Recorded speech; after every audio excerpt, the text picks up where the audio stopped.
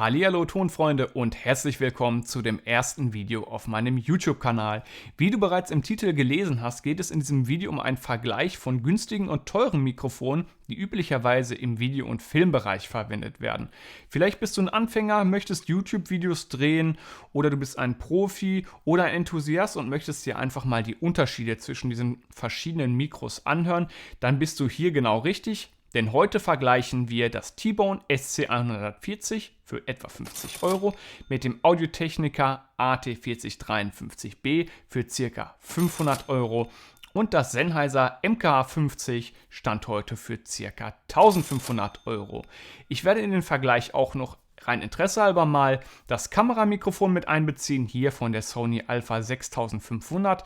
Und ich habe noch ein Top-Secret-Mikrofon und das werde ich euch am Ende des Videos sagen, um was es sich da gehandelt hat. Also lohnt es sich auch bis zum Ende dran zu bleiben. Viel Spaß bei diesem Video.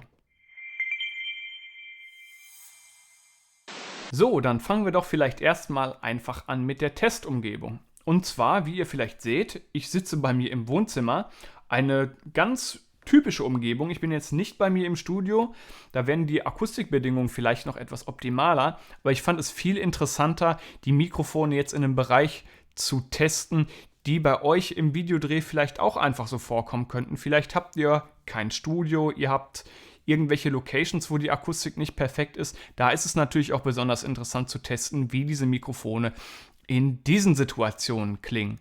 Des Weiteren gehen wir jetzt mal zum Recorder. Und zwar, ich nehme auf in einen Sound Devices Mix Pre 6 der ersten Generation. Super Vorverstärker. Da haben wir auf jeden Fall keinen Bottleneck auf der Recorder-Seite und können wirklich die Mikrofone an ihrem Klang beurteilen. Und es spielt nicht irgendwie ein Vorverstärker mit rein, der das ganze Bild in irgendeiner Weise negativ verzerren könnte.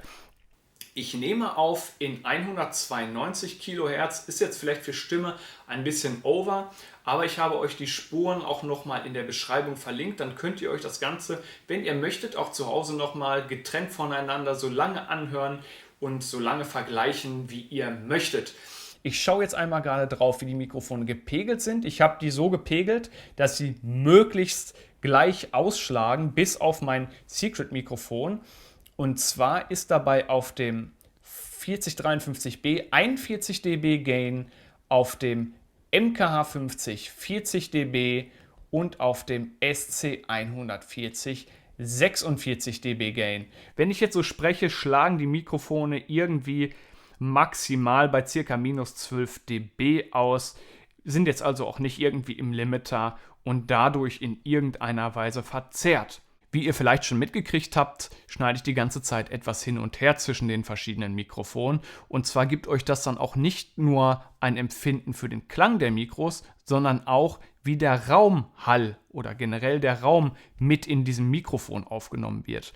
Was ich am Anfang vergessen habe, die Mikrofone befinden sich hier über mir, ganz rechts von mir das SC140, dann das MKH50 und hier das Audio-Technica-Mikrofon. Das Kameramikrofon ist circa 1 Meter von mir entfernt und das Top-Secret-Mikro, da kommen wir ja zum Ende zu. Ich bin jetzt hier zum Beispiel in einer relativ stillen Umgebung.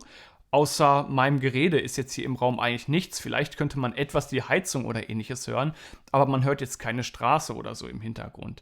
Da kommt natürlich auch ein wichtiger Punkt ins Spiel, und zwar das Eigenrauschen des Mikrofons. Deswegen bin ich jetzt auch einmal kurz still und schneide zwischen den verschiedenen Mikros nochmal in Stille hin und her, um euch einen Eindruck von dem Eigenrauschen zu geben.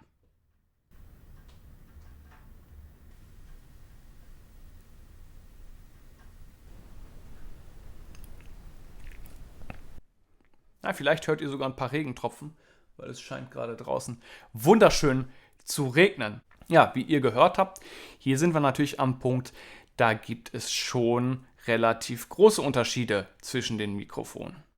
Doch was ist jetzt das Secret-Mikrofon gewesen? Bei dem geheimen Mikrofon handelt es sich um ein Deity V-Love Pro Lavalier-Mikrofon. Das ist hier an meiner Brust angebracht. Ich habe das mit diesen Barbably Invisible Love Covers angeklebt. Das ist jetzt keine Werbung oder so. Ich hatte die jetzt hier, habe die verwendet. Habe da auch ein kleines Stück Fell drauf geklebt, weil das Mikrofon jetzt unter 2 Lagen Kleidung ist, um so ein bisschen das Kleidungsrascheln zu minimieren. Etwas wird hier trotzdem noch da sein. Ich ziehe jetzt nicht blank, um euch das zu zeigen. Da müsst ihr mir jetzt wohl oder übel vertrauen, dass das so ist. Das Ganze geht hier in diesen Lectrosonics SMDB-Sender rein und wird empfangen von einem Lectrosonics SRB Receiver. Die ganze Kombination, ich weiß jetzt ehrlich gesagt gar nicht, was das Stand jetzt kostet. Das Lavalier-Mikrofon kostet nur 100 Euro, aber diese ganze Receiver-Kombo und Sender-Kombo sollte aktuell gebraucht circa bei 2.500 Euro liegen, plus minus. Aber um euch da mal eine Idee zu geben. Ich denke, abschließend kann man sagen, dass alle Mikros in irgendeiner Weise ihre Stärken und Schwächen haben. Beim einen mag es das Eigenrauschen sein, beim anderen der Sound, beim anderen der Preis. Ich möchte aber jetzt darauf verzichten, meine eigene Meinung hier mit einfließen zu lassen. Denn in diesem Video geht es ja darum, euch einen Einblick zu geben. Ihr könnt komplett selbst entscheiden, welches Mikrofon ihr am besten findet. Vielleicht ist es ja sogar das Kameramikro gewesen, vielleicht war es aber auch das teure MKH50. Vielleicht sagt ihr aber auch, okay, mir hat das MKH50 vielleicht am besten gefallen, aber der Preisunterschied ist auf jeden Fall nicht gerechtfertigt und ich finde zum Beispiel das Deity V-Love Pro oder das SC140 besser. Wenn euch dieses Video und diese Art von Videos gefällt, würde es mich natürlich sehr freuen, wenn ihr diesem Video einen Daumen nach oben da lasst und auch den Kanal abonniert. Denn auch in Zukunft wird es weitere interessante Vergleiche geben. Zum Beispiel werde ich diesen Kollegen vergleichen mit einer anderen Funkstrecke bzw. mehreren anderen Funkstrecken wie der Rode Wireless Go, einer günstigen Funkstrecke, aber auch High-End-Sachen wie hier zum Beispiel diesem neuen High-End-System von Shure. Also bleibt dran, ich freue mich auf das nächste Video und hoffe, ihr schaltet auch beim nächsten Mal wieder ein.